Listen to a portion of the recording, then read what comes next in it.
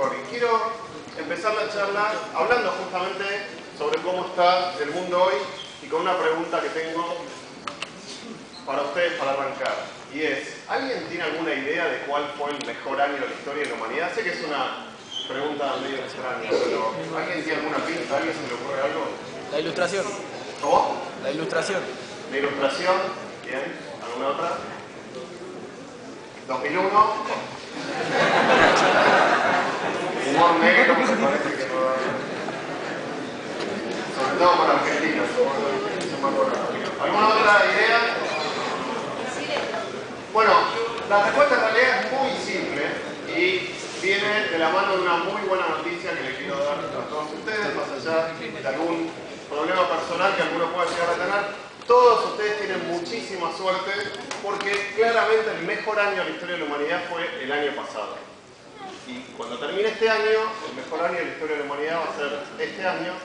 Y cuando termine el año que viene, muy probablemente va a ser el año que viene. Y voy a tratar de la manera lo más científica, entre comillas, que pueda, porque es una pregunta que es muy difícil de definir, demostrarles esto que les acabo de decir. Entonces, lo que están viendo acá, ahora van a ver un montón de gráficos, no importa si no pueden ver los detalles, pero tratan de dar sustento a eso que yo les acabo de decir. Esto es el porcentaje de la población que vive en la extrema pobreza en todo el mundo, ¿sí? Y ese porcentaje pasó en 30 años, desde 1981 hasta el año 2011, de más del 50% al 17%, que es lo que estamos ahora. Para que se den una idea, cuando hablamos de personas que viven en extrema pobreza, estamos hablando de personas que viven con menos de $1,25, es decir, un poco menos de 20 pesos por día, ¿sí? Es decir, ese número bajó a 1/3 en los últimos 30 años. Esto les debería interesar bastante, ustedes probablemente ninguno pase por este problema, pero otra de las cosas que bajó muchísimo en los últimos años es el trabajo infantil, es decir, el trabajo forzado de chicos de menos de 14 años, que se redujo desde 250 millones en el año 2000, es decir, no hace tanto, es ser más o menos cuando nacieron algunos de ustedes, hasta los valores que tenemos ahora, que son de alrededor de 130 millones, y ese es el objetivo al cual se espera llegar en el 2020, que es de alrededor de 100 millones, y la línea roja que ven abajo es el porcentaje de esos chicos o la cantidad de esos chicos que están trabajando en tareas peligrosas para su salud. Otra muy buena noticia es trabajamos cada vez menos, ¿sí? Lo que ven ahí es la cantidad de horas por semana que trabaja una persona en promedio en distintos países, ninguno de esos es Argentina, pero para el caso no importa, que bajó más o menos desde 1870 de un promedio de unas 70 horas a lo que se trabaja ahora, que es de alrededor de 40 horas y un poquito menos en los países más desarrollados como los países de Europa Occidental. Bueno, otra buena noticia, de 1990 hasta el año 2012, es decir, más o menos en los últimos 20 años, mejoró mucho la expectativa de vida, es decir, vivimos cada vez más y simplemente por haber nacido a esta altura del desarrollo de la humanidad y no 30, 40, 50 años, todos ustedes tienen la expectativa a hoy de vivir, por ejemplo, en los países como los que está Argentina, que es la tercera gráfico que ven ahí, 6 años más si son hombres y 5,7 años más si son mujeres. Así que los hombres estamos recuperando un poquito, no sé si sabían que las mujeres viven bastante más que los hombres, acá recuperamos un poquito, pero no se preocupen las mujeres que todavía estamos lejos. Bueno, esto es la mortalidad infantil y neonatal, es decir, este es el porcentaje de chicos que mueren antes de los 5 años. Fíjense cómo eso se redujo a prácticamente 1/3 desde 1990 hasta ahora, ¿sí? Como bajó drásticamente la cantidad de chicos que que mueren en los primeros 5 años de vida. Y esto que ven acá es la baja en la mortalidad materna, es decir, la cantidad de madres que mueren durante el nacimiento de sus hijos. Estos valores son por cada 100.000 nacimientos. Este es el porcentaje de nacimientos de chicos cuyas madres están en edad adolescente, que bajó de alrededor de casi el 10%, es decir, 89 por cada 1000 en la década del 60 a menos de 30 en los valores actuales. Este es otro de las muy buenas noticias que tiene que ver también con la el aumento de la expectativa de vida y es la disminución en el consumo de uno de los grandes causantes de que la gente viva menos de lo que debería vivir, y es el cigarrillo. Fíjense cómo cambió la cantidad de personas que dicen que fumaron o no fumaron un cigarrillo la semana anterior, desde 1955, el cual estaba muy parejo, hasta una gran diferencia ahora donde el 80% de las personas contestan que no fumaron en la última semana. Bueno, y uno lee los diarios todo el tiempo, malas noticias, guerras, atentados. De hecho, ayer tuvimos un horrible, debería pensar que las cosas están cada vez peor. Bueno, los datos no muestran eso. Esta es la cantidad de personas por cada 100.000 habitantes del mundo que mueren en guerras, ¿sí? Obviamente tenemos un pico altísimo alrededor de acá.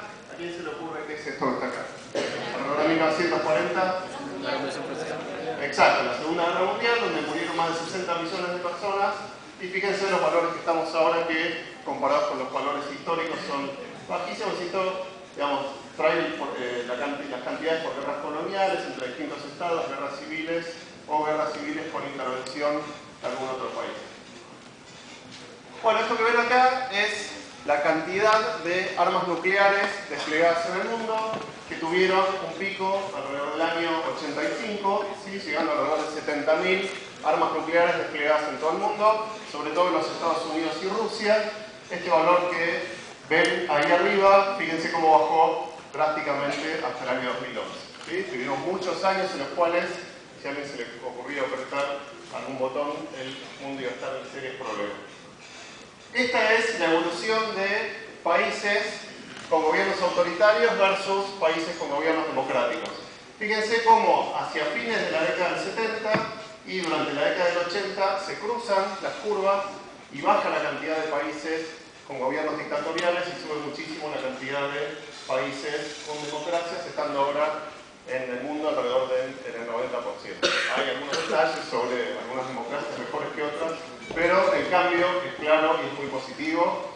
Y esto es el porcentaje de personas alfabetizadas, es decir, de las personas que viven en un país, qué porcentaje sabe leer y escribir. Y lo que tiene divertido este gráfico es que figura Argentina, no sé si lo ven por ahí, a ver si esto funciona. Esto que ven acá es el valor de Argentina en 1900, que es alrededor del 50%.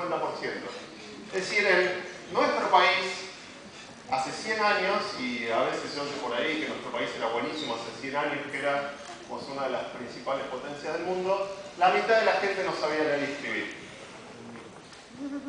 Ahora, todas esas son muy buenas noticias. Sin embargo, hay una cosa que está pasando en el mundo que realmente es muy preocupante y es una seria amenaza para nuestra evolución. ¿Alguien tiene alguna idea sobre cuál puede ser? Más fuerte, los que digan las cosas más fuertes. Peppa Pig. Ahora ahí. Perfecto, la primera es la respuesta correcta. La gran amenaza que tenemos hoy en día para seguir construyendo un mundo mejor y seguir esta evolución que todos ven acá es el calentamiento global. Esta es la evolución de las emisiones de dióxido de carbono, que son los gases llamados invernaderos, son los principales causantes del calentamiento global, y esta es la curva que venimos siguiendo en los últimos años. Si siguiera la evolución en esa curva, hacia el año 2100, la temperatura promedio del planeta habría aumentado en 5 grados, ¿sí? Y si se redujera las emisiones, estos son los porcentajes que aumentarían. Fíjense que aún con una baja drástica, esto azul que ven acá, de las emisiones de dióxido de carbono, igual la temperatura promedio del planeta aumentaría 1,5 grados. Entonces, alguna vez oí por ahí algo que es muy interesante, hablando de las generaciones de ustedes, con respecto a cómo va a estar el mundo dentro de algunas décadas. Y lo que decían es que ustedes son la primera generación que puede eliminar la pobreza extrema del planeta. Es decir, cuando ustedes tengan más o menos mi edad, perfectamente podrían estar haciendo una presentación diciendo el porcentaje de gente que vive en extrema pobreza en todo el mundo es prácticamente cero. Y eso es una noticia absolutamente extraordinaria. Ahora, la contraparte de eso es, tal vez sea la última generación que tiene la oportunidad de frenar el calentamiento global, ¿sí? Si sigue pasando el tiempo y ese tema no se resuelve, vamos a estar en problemas.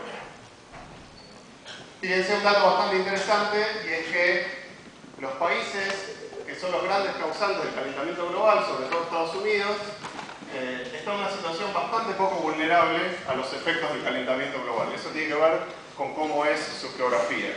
Mientras que Argentina, que dentro de todo tiene emisiones de dióxido de carbono bastante razonables para su nivel de desarrollo, está dentro de los países más vulnerables por toda la zona costera que tiene. Bueno, después de esta pequeña introducción que intenta ser optimista con un pero sobre algo que puede ser preocupante, vamos a hablar un poco de tecnología. Hablando de tecnología, ¿alguien sabe qué es eso? Una calculadora. ¿Una calculadora? ¿Otra idea? ¿Una agenda? Bueno, eso que está ahí es una computadora, ¿sí? Parece medio chiste llamar la computadora, obviamente es algo mucho menos poderoso, digamos, millones de veces menos poderoso que el teléfono que tenga cualquiera de ustedes. Esta es una computadora exactamente igual a una que me regalaron cuando yo cumplí 15 años, hace muchísimos años, y que para lo único que servía era para programarla, ¿sí? Uno le regalaba esta computadora, la conectaba a un televisor, tenía un cursor que titilaba, y decía, bueno, ¿ahora qué hago? Bueno, la computadora la programás, quiere decir que le decís lo que querés que haga y la computadora hace lo que vos le decís que haga. Este fue el motivo por el cual yo me dediqué a la computación y estudié una carrera relacionada con la computación. Cuando me regalaron eso y programé esa computadora y vi que la computadora hacía lo que yo le decía, me pareció absolutamente mágico. Increíble que hace una máquina que uno le da órdenes y la máquina hace lo que uno quiere. Ahora, esa computadora tenía exactamente 1 kilobyte de memoria. No importa cuánto es eso, créanme que es muy poquito, son alrededor de 1000 caracteres. Cualquier computadora de hoy en día, por ejemplo, si alguno de ustedes, ¿alguno tiene computadora de conectar igualdad por acá? ¿Sí? Bueno, esa computadora que tienen normalmente debería tener 4 GB de memoria, que es más o menos 4 millones de veces más memoria que la computadora que tenía yo cuando tenía la edad de ustedes. 4 millones de veces más. Es increíble cómo evolucionó la computación, y la forma en la que evolucionó la computación es algo que se ve en este gráfico que se llama la ley de Moore. ¿Alguien escuchó hablar de la ley de Moore? La ley de Moore lleva el nombre de uno de los fundadores de Intel, que es una empresa que fabrica los microprocesadores que están dentro de la mayoría de las computadoras, y que dice que en entre 1 año y medio y 2 años se duplica la cantidad de transistores que se pueden poner en un solo procesador. Eso lo que significa es que las computadoras pueden hacer el doble de cosas o el doble de rápidas cada 1 año y medio o 2 años. Y eso nos permite hacer con las computadoras actuales cosas absolutamente increíbles. Y de lo que les quiero hablar ahora es sobre cómo el software, que es lo que hace que las computadoras hagan cosas que sirvan para algo, porque una computadora sola no sirve para nada, es como la que yo tenía, que solo tiene un cursor que titila. La computadora sirve para algo cuando alguien la programa, cuando alguien escribe un programa de computación para que esa computadora haga algo. Y la carrera de Ciencia de la Computación de Exactas es una carrera que te enseña a transformar una computadora en algo útil. Obviamente hay un montón de gente que ya escribió un montón de programas, por eso todos usamos computadoras, pero hay muchos más programas por escribir. Esto que ven acá es un auto eléctrico, ¿sí? Un auto eléctrico que tiene la característica que tiene millones de líneas de código que controlan sus computadoras, que a su vez controlan el auto. Y hace unos meses, la empresa que fabrica estos autos, que es una marca que se llama Tesla, ¿sí? Nikola Tesla fue uno de los inventores más geniales de la historia de la humanidad, hizo una actualización del software de todos sus autos para que los autos tengan piloto automático, así se conduzcan solos. Uno simplemente le dice a dónde quiere ir y el auto lo lleva solo. Es decir, que uno tiene de golpe un auto nuevo que hace algo que el auto anterior no podía hacer, y eso se hizo a través del software. Entonces, cada vez más las empresas automotrices son empresas de software, y cada vez más los empleados estrella de las empresas automotrices son programadores en vez de ser diseñadores. Este es un auto autónomo que no es eléctrico, porque ahí ven que tiene los caños de escape, pero que recorrió Estados Unidos de punta a punta, desde la costa este, en Boston, hasta el sur, en la costa oeste, en San Francisco, absolutamente sin ningún tipo de intervención humana. Es decir, un auto que recorre todo Estados Unidos, que son miles y miles de kilómetros, sin que nadie nunca toque su volante. Y esto que ven ahí no es una foto trucada, es un camión autónomo, es decir, un camión que se maneja solo. En realidad no se maneja solo, lo maneja el software que escribe, gente que estudia computación y que sabe cómo hacer para que un camión se maneje solo. Ese camionero no está haciendo absolutamente nada porque el camión se maneja solo. Este es un problema para Estados Unidos porque en muchos estados de Estados Unidos la profesión más común es la del camionero, ¿sí? Hay millones de personas que se dedican a manejar camiones y bueno, el software está reemplazando ese trabajo. ¿Alguien sabe qué es eso? Un parlante. ¿Una qué? Un parlante. Bueno, sí. Bueno, eso es una computadora en realidad. Es una computadora moderna que la fabrica una empresa que se llama Amazon. Y esa computadora se llama Alexa y tiene la característica que es una computadora que no tiene teclado y no tiene monitor. Simplemente uno le habla, ¿sí? Y para que una computadora pueda entender lo que uno le dice, hace falta que haya gente como Pablo, que les acaba de hablar, que estudia un doctorado en ciencias de la computación y que sabe cómo hacer para que una computadora entienda la voz humana. A Alexa uno le habla simplemente, le dice, decime cómo está el tiempo, cuál es el camino más rápido para ir hasta el trabajo hoy, o decime si un vuelo al aeropuerto está llegando atrasado o no, o simplemente decime cómo va a estar el clima en otra ciudad del mundo y la computadora te contesta. Simplemente me puede decir, pasar música de tal autor que me gusta, subir el volumen, bajar el volumen, aumentar la temperatura de la casa, etc. ¿Y eso saben qué es? Eso sí saben qué es. Exacto, eso es un dron. Un dron que esta empresa también que se llama Amazon está probando para entregar paquetes en lugares remotos, ¿sí? Es decir que la entrega de paquetes ya no lo van a hacer personas, sino que lo van a hacer máquinas controladas por software. Esta es una noticia que dice que hay países del mundo que están muy cerca de eliminar el dinero físico, ¿sí? Es decir, dentro de unas décadas, ustedes le van a poder contar a sus hijos que cuando ustedes eran chicos había una cosa que se llamaba billetes y monedas y los van a mirar y les van a decir ¿qué es un billete? ¿Qué es una moneda? ¿Para qué sirve? No entiendo. Y ustedes le van a tener que explicar que eso se usaba para comprar y vender cosas. El dinero físico, la desaparición del dinero físico no es ciencia ficción. Gracias al software y las computadoras hay países que ya lo están implementando, en este caso Dinamarca y Suecia, que son siempre los países más adelantados. Esto es muy complicado, lo voy a pasar muy rápido, pero es la historia de un virus informático que usó un país, que lo vamos a nombrar, para atacar a otro país y destruir sus instalaciones donde potencialmente podían estar construyendo una bomba atómica.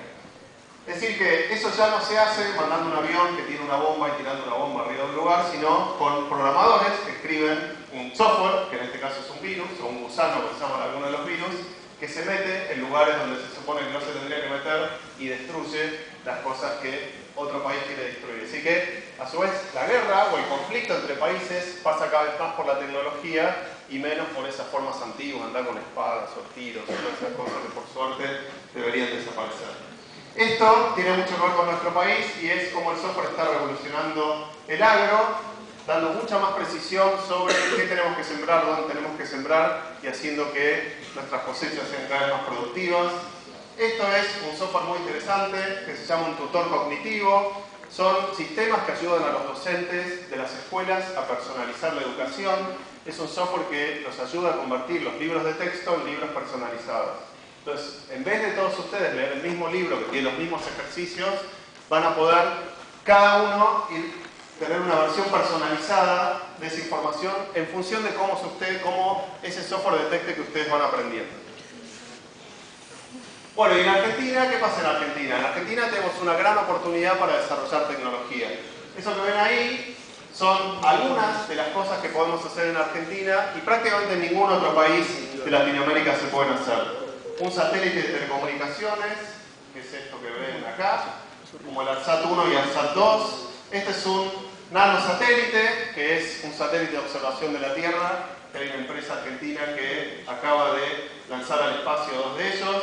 Este es un radar tridimensional que fabrica una empresa que se llama Limbab, y este es un tomógrafo por emisión de positrones, es decir, un equipamiento médico muy complejo que solo pueden hacer países desarrollados y nuestro país. Nosotros tenemos un desarrollo científico-tecnológico muy avanzado.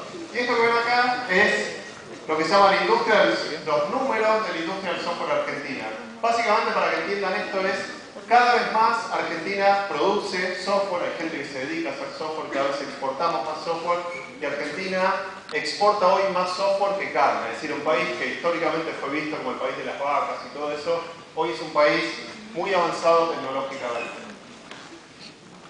Lo que quiero hacer ahora es hablarles un poco sobre nuestra carrera, la carrera en Ciencias de la Computación que sean exactas y otras carreras. Lo primero que tienen que mirar cuando... ¿Cuántos de ustedes piensan, antes de la charla, supongo que después muchos más, estudiar una carrera relacionada con la computación? Vamos, vamos. Bien ahí. Muy bien, muy bien. Muy buena noticia.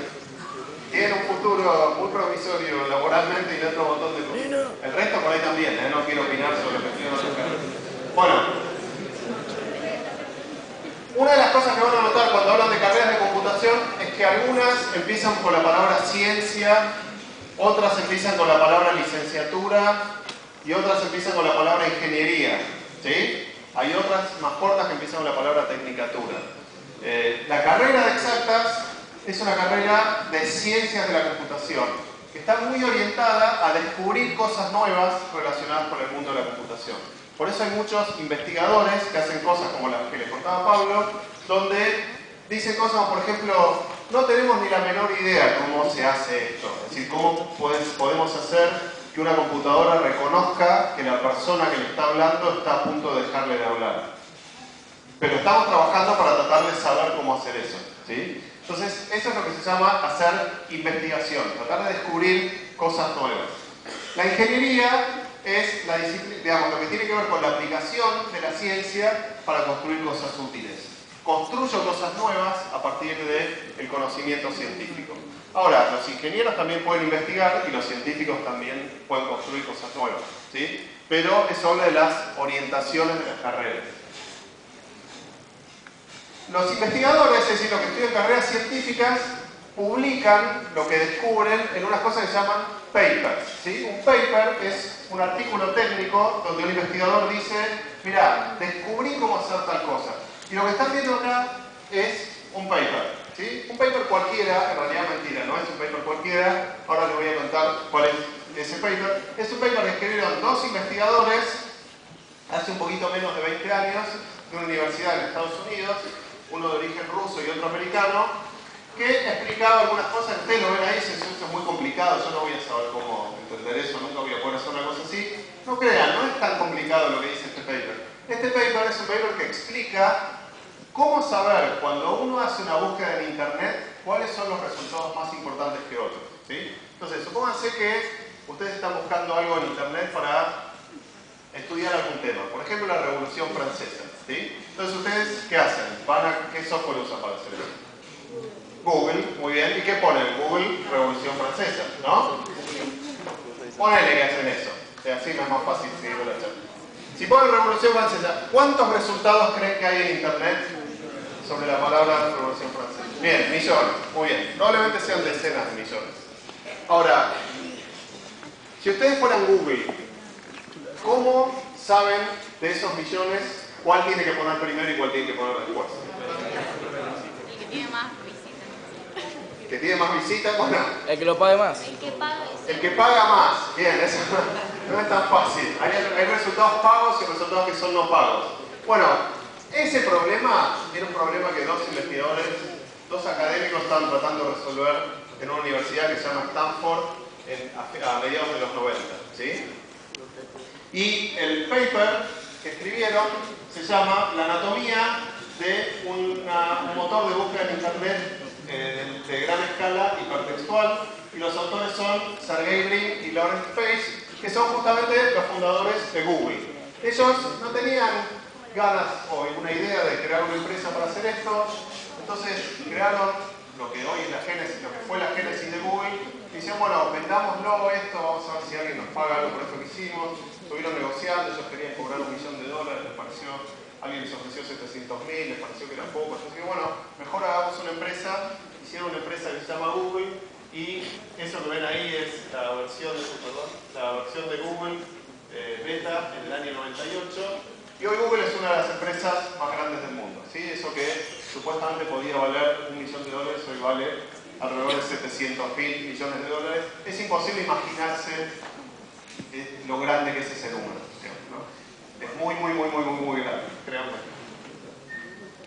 Otra de las cosas que quiero que tengan en cuenta es se dejen engañar, la computación no es una profesión de hombres, o si es una profesión de hombres, eso es un accidente, no hay absolutamente ningún motivo para que esto sea así. Esto que ven acá es el equipo de programación de la primera computadora electrónica digital de la historia, que se llamaba ENIAC, y lo que van a ver ahí claramente es que las 4 primeras programadoras de una computadora electrónica digital de la historia, estas fotos del año 1946, eran mujeres. Por algún motivo misterioso, que en mi trabajo anterior, que es en la Fundación Sadoski, estamos hablando de velocidad, las mujeres dejaron de estudiar computación.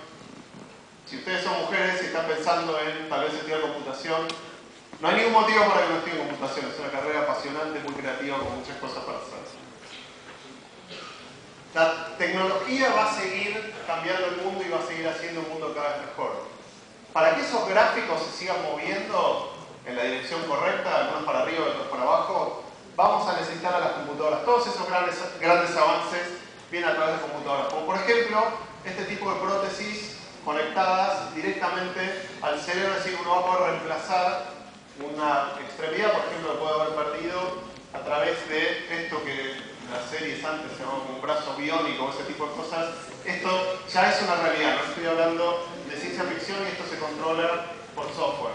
Este es un investigador de esta facultad que se llama Rabinovich y que está haciendo avances interesantísimos en la lucha contra la principal enfermedad, digamos, que es otra de las que causa el acortamiento de la expectativa de vida, que es el cáncer. Este es un artículo muy interesante que habla sobre memorias artificiales que, al menos en pruebas en animales, hacen que uno pueda acordarse o olvidarse de las cosas. ¿Sí? Imagínense una cosa mágica donde uno pueda de golpe decir, esto me trae un mal recuerdo, me lo olvido. Y esto que ven acá es una computadora. Eso que ven acá en el medio es el ganador. Fíjense cómo le ganó por afano a estos dos competidores en un programa de preguntas y respuestas. Esa computadora que está ahí se llama Watson y la hizo una empresa que se llama IBM. Y es una computadora que sabe un montón de cosas y a la cual uno le puede preguntar un montón de cosas y contesta mejor que un humano cualquier cosa que uno le pueda preguntar. Ahora, esto tiene también algunas implicancias sobre el empleo. Es decir, con este avance del software hay muchas profesiones que van a desaparecer, ¿sí? Así como en el pasado hay muchas profesiones que ya desaparecieron. Hace varias décadas los teléfonos funcionaban con una cosa que se llaman switchers manuales. Es decir, uno llamaba a una central telefónica, decía con qué número quería hablar y había una persona que conectaba un cable de un lado con el otro y decía, bueno, ahora podés hablar con tal persona. Ese trabajo desapareció. Hace muchos años existía una profesión que se llamaba ascensorista, que es una persona que opera un ascensor, donde dice al piso que quiere ir y tiene una manija y decía, bueno, ahora sube, lo frena, abre la puerta, etc. Esa profesión desapareció y así van a seguir desapareciendo muchísimas profesiones y se van a crear muchas profesiones nuevas. Hay muchas profesiones que están amenazadas, digamos, por la tecnología. Por ejemplo, traductorados, por ejemplo, camioneros, por ejemplo, eventualmente taxista, por ejemplo, muchas otras profesiones en las cuales la tecnología está avanzando y está reemplazando al trabajo humano. Y eso es algo que tenemos que tener muy en cuenta al momento de poder elegir una carrera. Y en realidad esto no es nuevo. Como les decía, la destrucción de algunos puestos de trabajo en manos de la tecnología viene pasando hace mucho tiempo, pero es algo sobre lo cual tenemos que estar muy atentos. Hay muchas ocupaciones que tienen, digamos, grandes posibilidades de desaparecer. Un ejemplo es, por ejemplo, la prensa escrita, ¿no? Es decir, los diarios en papel. ¿Cuánto van a durar los diarios en papel? ¿Cuánto falta para que desaparezcan los diarios en papel y un montón de gente trabaja en la imprenta y todo eso, o en la distribución de todo eso? ¿Faltarán 10 años? ¿2? Dicen por acá.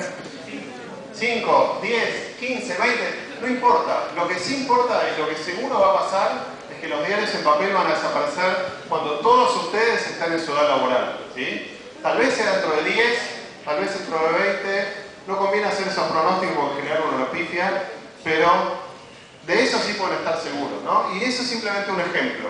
Y ese ejemplo lo tienen que tener en cuenta desde el punto de vista de la elección de una profesión. Entonces, lo que yo les quería contar es esto. El mundo está evolucionando para bien, evoluciona de la mano de la tecnología, y si queremos construir un mundo mejor, la tecnología y en particular la computación nos dan una herramienta para poder hacer eso. La carrera de exactas, la licenciatura en la ciencia de la computación, no solo te prepara para dominar esas tecnologías, sino que te prepara para crear nuevas tecnologías. Y las personas que crearon nuevas tecnologías hicieron un enorme aporte para ayudarnos a crear un mundo mejor. Así que bueno, espero que estén listos para estudiar computación. Muchas gracias.